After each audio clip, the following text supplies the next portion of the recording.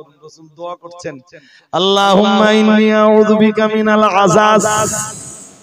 আল্লাহ আপনি আমাকে রক্ষা করুন দুর্বলতা থেকে। আমি যেন দুর্বল না হয়ে যাই, কারণ আমি বিশ্বনবী দুর্বল হয়ে গেলে দাঁড়িয়ে ইবাদত করার মতো ক্ষমতা আমার ভিতরে আর থাকবে না। ঠিক না বেঠিক? হ্যাঁ, দেহের এই শক্তি কিসের জন্য? মারপিট, দাঙ্গা, হাঙ্গামা, রক্তারক্তি, খুনোখুনি। কিছু বলেন না কেন? কিসের জন্য এই শক্তি? কিসের জন্য ইবাদত? কিসের জন্য এই শক্তি? শুধু কি যে কাজে লাগবে? এবার যদি বলেন হুজুর না মাঠ ঘাটও মাঝে মাঝে তো আমাদের করতে হয়, চাষবাস করি হুজুর। হ্যাঁ, তো চাষবাস করেন কিসের জন্য? খাওয়ার জন্য। খাওয়া কিসের জন্য? ইবাদতের জন্য। খাওয়া কিসের জন্য? না খেলে শক্তি যোগাবে না, না খেলে। এই জন্য তো বান্দা এতটা পরিমাণ রোজা রাখতে পারবে না, যাতে রোজা রেখে রেখে রেখে রেখে দেহ দুর্বল হয়ে গেল, ও আর নামাজে দাঁড়াতেই পারছে না। এই পরিমাণ রোজা রাখা শরীয়তে জায়েজ নেই। মানে রমজান মাস চলে গেছে, শাওয়াল মাসে 6টা রোজা রাখার পরে ও ক্ষান্ত হয় না, বলে আরো রাখবো, আরো রাখবো, আরো রাখবো। রাখতে পারবা, তবে যদি ফরজ ইবাদতে দাঁড়ানোর মতো ক্ষমতা তোমার ভিতরে নষ্ট হয় ওই নফল রোজা রাখতে যে, তখন তোমার এই নফল ইবাদত আর জায়েজ নেই। মশলা কি বুঝতেছেন নাকি? হ্যাঁ, কেন কেন নামাজের ভিতরে কিয়াম ফরজ, কিয়াম। তাই তো রাসূল দোয়া করছেন, আল্লাহুম্মা ইন্নী আউযু বিকা মিনাল আযাজ। আল্লাহ আপনি আপনার নবীকে রক্ষা করুন দুর্বলতা থেকে। আপনার নবী যেন কখনো দুর্বল হয়ে না যায়। আরেকটু মন খুলে বলুন, আপনার নবীর দেহে ইবাদতের তাকত থাকবে না, এমন কন্ডিশন যেন না আসে। আর এই দোয়া ঘন ঘন করবেন, দেখবেন আল্লাহ চাইলে ওই বেলা 3টেয় মরবেন তো জোহরের নামাজটাও আল্লাহ স্বস্তির সাথে দাঁড়িয়ে দাঁড়িয়ে আদায় করে নেবেন।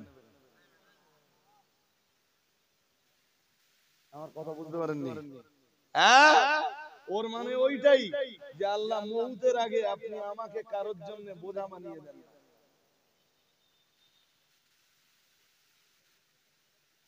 আর এই 1-2 বছরের ভিতরে বেশ কতগুলোর মানুষের মউত আমার বিরাট ভাবায়, জানেন? আমি নিজ চোখে দেখেছি। এই আমার সামনের কাতারে জুমার নামাজ পড়ছে, জুমার নামাজ হয়েও গেছে, ফরজটা হয়ে গেছে।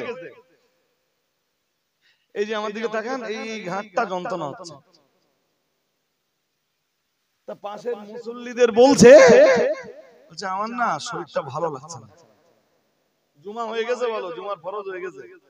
বলছে আমার না শরীরটা ভালো লাগছে না, আমার বাড়ি নিয়ে চলো। জি, বাড়িতে যেতে যেতে কন্ডিশন আরো খারাপ। ছেলেরা গাড়িতে তুলে হসপিটালে নিয়ে যেতে যেতে কালেমা পড়তে পড়তে মউত। এর মানে এইটা দাঁড়ালো যে জীবনের শেষ ওয়াক্তের নামাজটাও, ফরজ নামাজটাও নিজে দাঁড়িয়ে আদায় করেন।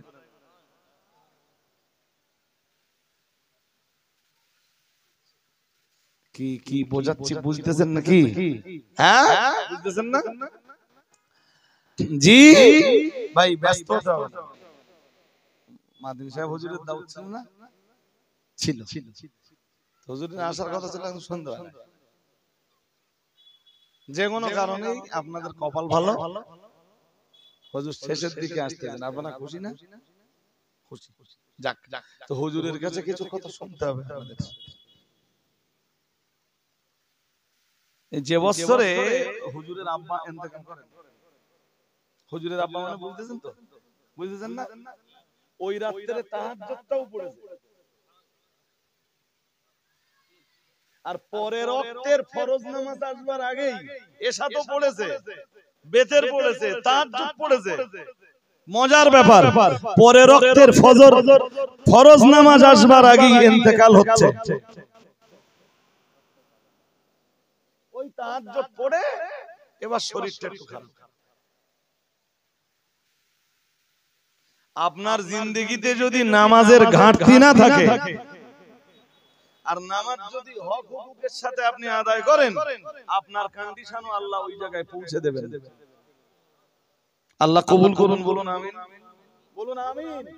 মরবেন তো ডাটো অবস্থায়, একদম শেষ ওয়াক্তের নামাজটাও আল্লাহ আপনার দ্বারা আদায় করিয়ে নেবে। জি, ওর জন্য এই দোয়াটা করুন, রাসূলের দোয়া কি, আল্লাহুম্মা ইন্নী আউযু বিকা মিনাল আযাব। প্রিয় নবী মুহাম্মদুর রাসূলুল্লাহ সাল্লাল্লাহু আলাইহি ওয়াসাল্লাম আল্লাহর কাছে দোয়া চাইতেন, আল্লাহ আপনি আমাকে দুর্বলতা থেকে রক্ষা করুন। আমি মুহাম্মদুর রাসূলুল্লাহ সাল্লাল্লাহু আলাইহি ওয়াসাল্লাম আমি যেন কখনো দুর্বল না হয়ে যাই। আল্লাহ আমি যেন এতটা দুর্বল হয়ে না পড়ি যাতে আপনার ইবাদতের ক্ষমতাটা আমার থেকে রহিত হয়ে যায়। ও রব্বুল আলামিন, মানে আপনার ইবাদত বندگی, আপনার উপাসনা আরাধনা করার ক্ষমতা আমার থেকে মাইনাস হয়ে যায়। আল্লাহ এতটা দুর্বল আপনি কখনো করে দেন না। আল্লাহ আমি যে কন্ডিশনেই থাকি, দাঁড়িয়ে দাঁড়িয়ে দাঁড়িয়ে দাঁড়িয়ে আপনার ইবাদত করবার ক্ষমতাটা যেন আমার দেহে বিদ্যমান থাকে। আরেকটু মন খুলে বলেন, কি সুন্দর দোয়া। জি, যদি আরবিটা নাও হয়, মনোযোগ আছে আপনাদের নাকি? মন দিয়ে শুনতে হবে। আরবিটা যদি নাও হয়, বাংলায় এই দোয়াটা করুন আল্লাহর কাছে যে আল্লাহ আপনি আমার দেহ থেকে আপনার ইবাদতের ক্ষমতাটা কখনো কেড়ে নেন না, রহিত করে দেন না, লেস করে দেন না, মাইনাস করে দেন না। ততটা শক্তি আপনি মউতের পূর্ব মুহূর্ত পর্যন্ত বহাল রাখুন, যতটা শক্তি থাকলে আমি আপনার ইবাদতটা দাঁড়িয়ে দাঁড়িয়ে করতে পারি। এই দোয়া করার মানুষ কতজন আছে? আছে? কথা বলে না। আরে মুসল্লি তো এত ব্যস্ত নামাজে যে জুমার নামাজ পড়ে তাই 2 রাকাত নামাজ পড়ে সালাম ফিরিয়েছে, মসজিদ খালি। হ্যাঁ না বলবেন তো? দোয়া করার টাইম আছে? হ্যাঁ,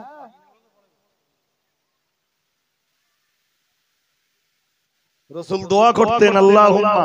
ওই রাসূলের ওই একটা দোয়া যদি আমি ব্যাখ্যা করি তা আল্লাহ চাইলে হয়তো আমি 2 ঘন্টা আলোচনা করতে পারবো। নবী দোয়া চাচ্ছেন, আল্লাহুম্মা ইন্নী আউযু বিকা মিনাল আযাজ ওয়াল কাসাল।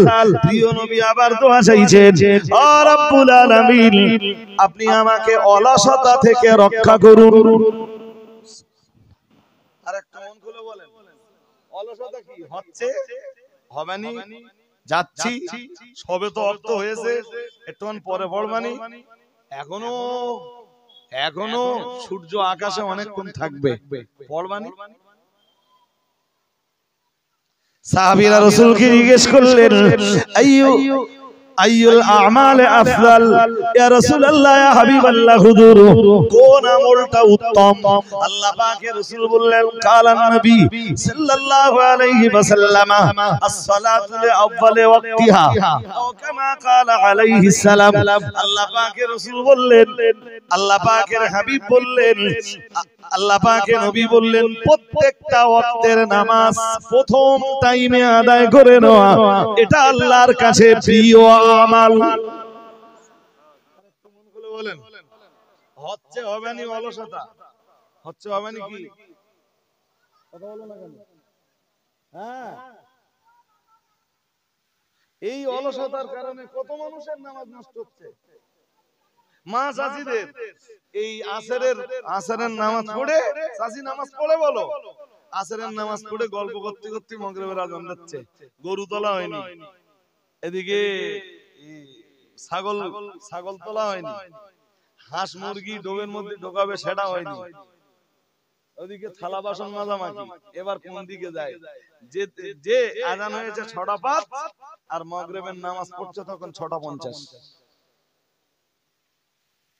এটা কি ফাওয়াইলুল লিল মুসাল্লিন আল্লাযীনা হুম আন সালাতিহিম সাহুন। মহান আল্লাহ জানিয়েছেন নামাজীদের জন্য ওয়াইল নামের দোজখ। বলুন নাউজুবিল্লাহ, সবাই বলুন। ওয়াইল নামের দোজখ কাদের জন্য? বেনামাজি, বেনামাজির জন্য সাকার, বেনামাজির জন্য কি? সাকার।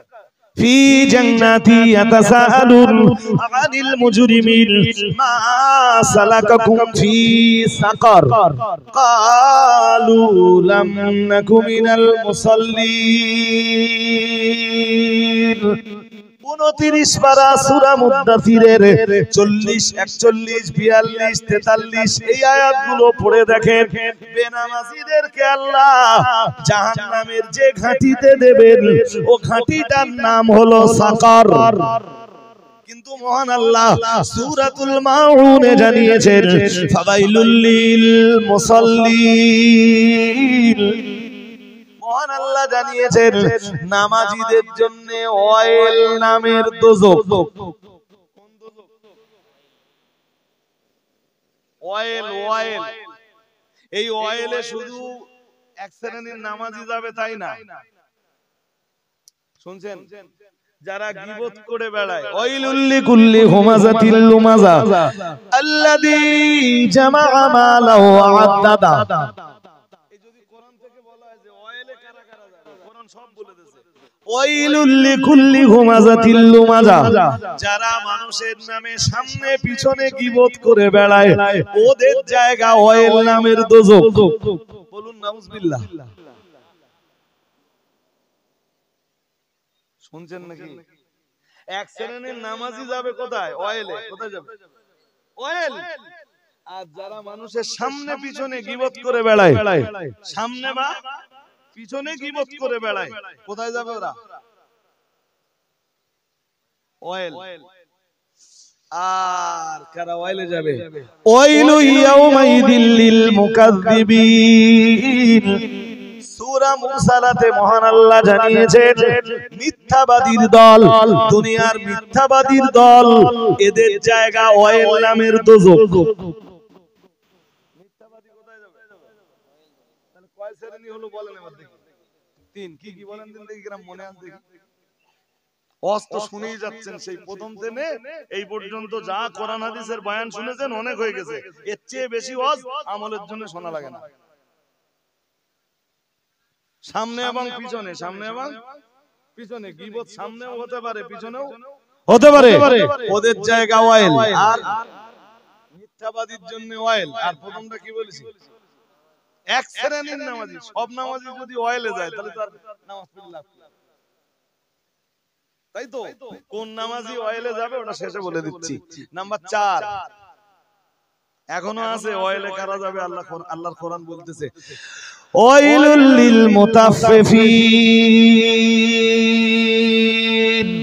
মহান আল্লাহ জানিয়েছেন, আল্লাহ পাক রব্বুল আলামিন জানিয়েছেন যারা ওজন করে নেওয়ার সময় বুঝে নেয় আর দেওয়ার সময় কম দেয়। ওজনে নেওয়ার সময় বুঝে নেয়, দেওয়ার সময় দাম নিল 1 কেজি আমের, আম দিল 900 গ্রাম। তাহলে নেওয়ার সময় বুঝে নিল, দেওয়ার সময় কম দিল। হুজুর কেবলা এলেন গ্রামে, নজরানা নিলেন 30,000, ওয়াজ করলেন 300 টাকা। কথা বোঝো না বোধহয়। হুজুর এসে ওয়াজ করেছে কত টাকা? 300 টাকা। আর নজরানা লেছে কত? হুজুরের জায়গা কোথায়?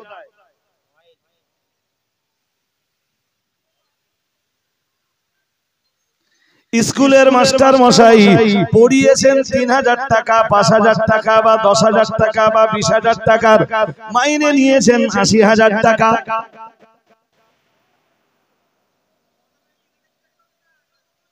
খুব ভালো হয় জিজ্ঞেস করে ফেললে সবাই জানতে পারবে।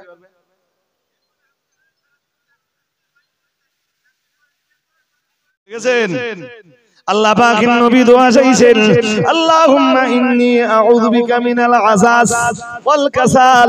ও রব্বুল আলামিন, আপনি আপনার নবীকে রক্ষা করুন দুর্বলতা থেকে, আপনার নবীকে রক্ষা করুন অলসতা থেকে, আপনার নবীকে অলসতা যেন কখনো পেয়ে না বসে।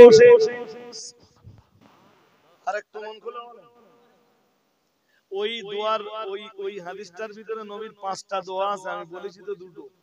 প্রথমটা বলেছি আযাস, পরেরটা বলেছি কাসাল, অলসতা। নবী তিনে যে বলতেন অল জুবুন, আল্লাহ আপনি আমাকে রক্ষা করুন কাপুরুষতা থেকে। আমি নিজের চোখে অন্যায় দেখব অথচ প্রতিবাদ করতে পারবো না, তাহলে আমি তো বীর পুরুষ নই। আল্লাহ আপনি আপনার চোখের সামনে অন্যায় দেখতেছেন, প্রতিবাদ করতে পারতেছেন না, এই বীর পুরুষের পরিচয় না কাপুরুষের পরিচয়?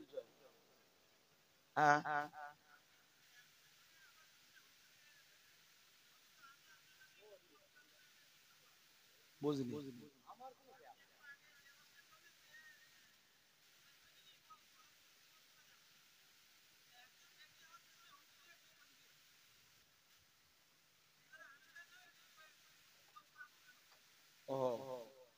এইটা বুঝবার জন্য আপনাকে খুব ভালো হবে গীবতের উপরে, গীবতের কোন কোন পর্যায়ে জায়েজ আছে।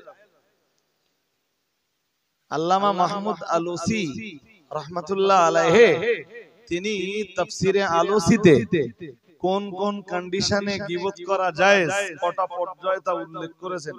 তিনি তার তাফসিরে লিখেছেন যে 6টা এমন ক্ষেত্র আছে যে ক্ষেত্রে গীবত করা জায়েজ জায়েজ জায়েজ। তার ভিতরের একটা ক্ষেত্র শুধু বলছি, যেটা আজকের প্রশ্নের উত্তরের জন্য যথেষ্ট হবে, সেটা হলো ন্যায় বিচার পাওয়ার জন্য। বোঝা গেল? কি পাওয়ার জন্য গীবত জায়েজ? হ্যাঁ, তা আমি যদি বিচারপতিদের কাছে যে অন্যায়টা করেছে তার বিরুদ্ধে যদি আমি মামলা না দেই, আর সে কি ধরনের অন্যায় করেছে সেটা যদি আমি না বলি, তাহলে বিচারপতিরা আমার জন্য ন্যায় বিচারটা কেমনে করতে পারে? এই জন্য ন্যায় বিচার পাওয়ার লক্ষ্যে গীবত করা জায়েজ। এটা কি বোঝা গেল? ক্লিয়ার হলো? কারণ সব মৌলবি একই কথা বলে যে গীবত করা কি নাজায়েজ, হারাম। গীবত করা নাজায়েজ, হারাম। কিন্তু গীবতের জাওয়াজের 6টা জায়গা আছে। 6 কারণে গীবত করা কি কি জায়েজ জায়েজ জায়েজ। যাকে পর্যায়টা গেল রাসূলের যে দোয়াটা বলছিলাম বলে নেই, নবী 3 নম্বরে বলতেন, আল্লাহ আপনি আমায় রক্ষা করুন কাপুরুষতা থেকে, আমি যেন কাপুরুষের পরিচয় কখনো না দেই। আমি যা অন্যায় দেখবো যেন প্রতিবাদের আওয়াজ তুলি। সুবহানাল্লাহ। আরেকটু মন খুলে ভাই সাহেব, আমরা আজকে অন্যায় দেখে প্রতিবাদ করতে পারি? হ্যাঁ না কিছু বলেন? পারি। তাহলে আমরা কাপুরুষ না বীর পুরুষ? হ্যাঁ, আমরা কি অধিকাংশ কাপুরুষ। ছেলে অন্যায় করে প্রতিবাদ করি না, মেয়ে অন্যায় করে প্রতিবাদ করি না, বিবি অন্যায় করে প্রতিবাদ করি না। চাইলে প্রতিবাদ করতে পারতাম, বিবি নামাজ পড়ে না প্রতিবাদ করতে পারি না।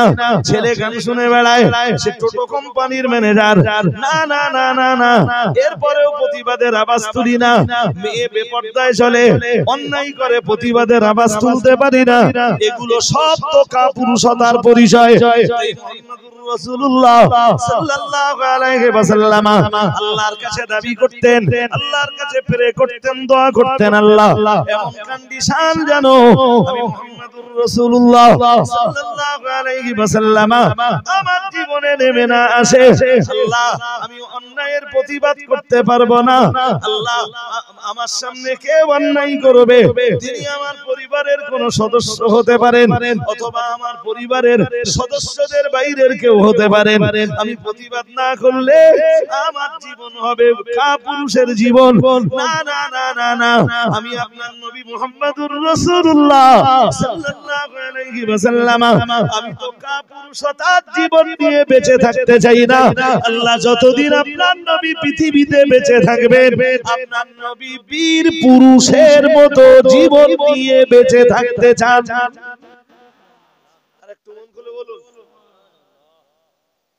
বাড়ি যে একটু ভাববেন যে আমরা বীর পুরুষ না কাপুরুষ। কত অন্যায় হচ্ছে, কত অন্যায় সমাজে হজম করছি, প্রতিবাদের কোনো আওয়াজ তুলবার কায়দা কন্ডিশন নেই। এই তো হুজুর আসুন, এই সবে তো মজলিসটা জমে গেছে। না হাজিরিনে মজলিস মনে রাখুন, আমি আপনাকে বলবো ওই হাদিসে রাসূল আল্লাহর কাছে দাবি করতেন 5টা জিনিস, 3 পর্যন্ত বলেছি, 4 নম্বরে আরো ব্যাখ্যা দিতে পারবো, কিন্তু আজ আর ব্যাখ্যা করার অবকাশ নাই। রাসূলুল্লাহ 4 নম্বরে বলতেন ফিতনাতিল গিনা। রাসূলুল্লাহ 4 নম্বরে বলতেন ও রব্বুল আলামিন আপনি আমাকে ধনাঢ্যতার ফিতনা থেকে রক্ষা করুন। আরেকটু মন খুলে বলেন, এই কথাটা বুঝে নেন, পিছনে তাকালে হবে না। এই যে পিছনে তাকালে হবে না, নবী বলতেন ধনাঢ্যতার ফিতনা থেকে রক্ষা করুন। এর মানে হলো আল্লাহ এমন টাকা দেন না যে টাকা আমার জীবনে ফিতনা ডেকে আনে। অনেক টাকা দরকার। পার্থবাবুর পেট বলো ভর্তি ছিল টাকায়, জেলখানায় দিন কাটাচ্ছে। টাকা পার্থবাবুর জীবনে ফিতনা টেনে এনেছে না আনেনি? জ্যোতিপ্রিয় বাবুর দাপট কম ছিল না বলো? টাকা তার জীবনে এমন বিপর্যয় ডেকে এনেছে, তার জীবন এখন কাটছে কারাগারের অন্ধকারে। শুনছেন নাকি? ও টাকার দাম আছে? দাম আছে? নেই। রাসূল ওইটাই আল্লাহরে বললেন, আল্লাহ ফিতনাতিল গিনা, আল্লাহ ধনাঢ্যতার ফিতনা আমি চাই না। পরে আবার বলতেন, শেষ কথাটা বলতেন আল্লাহ একদিকে ধনাঢ্যতার ফিতনা চাই না, পরে বলতেন ফিতনাতিল ফাকর, বলতেন আল্লাহ এত ধন আপনি দেন না যে ধন আমাকে ফিতনার দিকে টেনে নিয়ে যায়, এত ধন আমাকে দেন না যে ধন আমাকে জাহান্নামের দিকে আহ্বান করে, এমন টাকা দেন না যে টাকায় জাহান্নামের আগুন জড়িয়ে। কথা শুনছেন? শুনছেন? পরে আবার বলতেন ফিতনাতিল ফাকর, বলতেন আল্লাহ আবার এত অভাব দারিদ্রতাও দেন না যে অভাবে স্বভাব নষ্ট হয়। সুবহানাল্লাহ বলুন। আর একটু মন খুলে এই 5টা দোয়া করতেন। কটা দোয়া করতেন? কটা দোয়া করতেন? বলতেন জীবনটা চলে যায় এই রকম পবিত্র রুজি রুটি আমার নসিবে আপনি কবুল করুন। আমি পৃথিবীতে না আমার ধনাঢ্যতা দরকার, আবার আপনি আপনার দরবারে মিনতি এত অভাব দেন না যে অভাবে একজন মানুষের স্বভাব নষ্ট হয়। কথা কি বুঝতে অসুবিধা হয়েছে? হ্যাঁ, বরং রাসূল বলতেন আল্লাহ ওই ধনাঢ্যতার জীবন অপেক্ষা আমার জিন্দেগিতে কি কষ্টের জীবন অনেক ভালো। তাই বলতেন আল্লাহুম্মা আহইনি মিসকিনা ওয়া আমিতনি মিসকিনা ওয়াহশুরনি ফি যুমারাতিল মাসাকিন। ফাকালাত আয়েশাতু লিমা ইয়া রাসূলুল্লাহ ক্বালা আন-নাবিয়্যু সাল্লাল্লাহু আলাইহি ওয়াসাল্লাম ইন্নাহুম ইয়াদখুলুনাল জান্নাতা ক্বাবলা আগনিয়াইহিম বি40 খরিফা আও কামা ক্বালা আলাইহিস সালাম। নবী আমার বলতেন আল্লাহ মিসকিন অবস্থায় আপনি আমায় বাঁচিয়ে রাখুন, মিসকিন অবস্থায় আপনি আমায় মওত দান করুন আল্লাহ। যেদিন আমি হাসরের ময়দানে উঠব আমার হাসর নাসরটাও আপনি মিসকিনদের সঙ্গে কবুল করুন। ফাকালাত আয়েশাতু, রাসূলের দোয়া শেষ হয়ে গেল। আম্মা জান আয়েশা বললেন, লিমা ইয়া রাসূলুল্লাহ, ইয়া রাসূলুল্লাহ, ইয়া হাবিবাল্লাহ হুজুর, আজ আমি শুনতে পাচ্ছিলাম আপনি দোয়া করছেন, আল্লাহুম্মা আহইনি মিসকিনা আমিতনি মিসকিনা ওয়াহশুরনি ফি যুমারাতিল মাসাকিন। ইয়া রাসূলুল্লাহ, ইয়া হাবিবাল্লাহ হুজুর, মিসকিন অবস্থায় আপনি বাঁচতে চাইছিলেন, মিসকিন অবস্থায় আপনি মউত চাইছিলেন, মিসকিন অবস্থায় মিসকিনদের সঙ্গে আপনি হাসর নাসর চাইছিলেন। বিষয়টা তো আমি আয়েশা বুঝলাম না। প্রিয় নবী মুহাম্মদুর রাসূলুল্লাহ সাল্লাল্লাহু আলাইহি ওয়াসাল্লাম, আল্লাহ পাকের নবী বললেন, কালান নবী সাল্লাল্লাহু আলাইহি ওয়াসাল্লাম, ইন্নাহুম ইয়াদখুলুনাল জান্নাতা ক্বাবলা আগনিয়াইহিম বিআরবাঈনা খরিফা। আল্লাহ পাকের নবী বললেন, ও আয়েশা, কারণ ধনীদের 40 বছর আগে গরিবেরা জান্নাতে চলে যাবে। আমি গরিব মিসকিন হয়ে বাঁচতে চাই, তাই আমি গরিব মিসকিনদের মতো মরতে চাই, আর গরিব মিসকিনদের সঙ্গেই আমি হাসর নাসর চাই। এই এতটা ওয়াজ শোনার পরে এবার বলুন আমাদের চোখ কোন দিকে? সব স্তরের মানুষের চোখ সবসময় কি সামনের দিকে, আর রাসূলের চোখ পিছিয়ে পড়াদের দিকে। এটাই তফাৎ, এটাই পার্থক্য।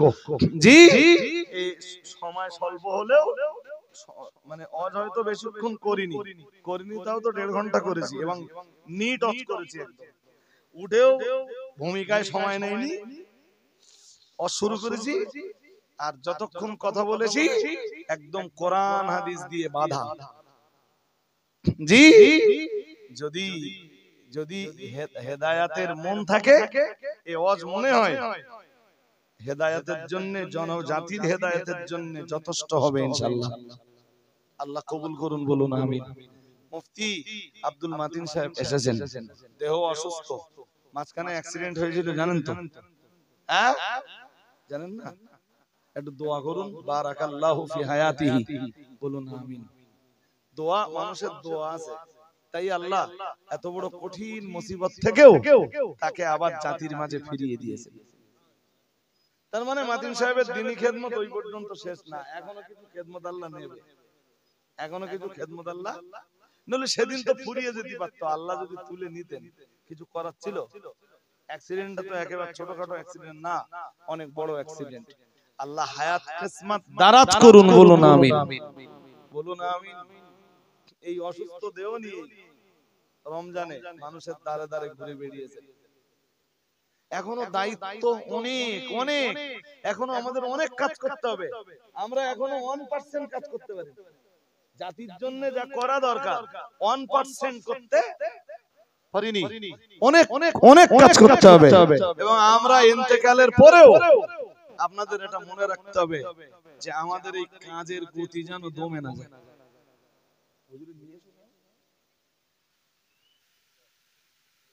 10টা 10-15 হয়ে গেছে না? জি, এই কাজের গতি যেন দমে না যায়। আপনারা একমত তো নাকি? কিছু বলেন।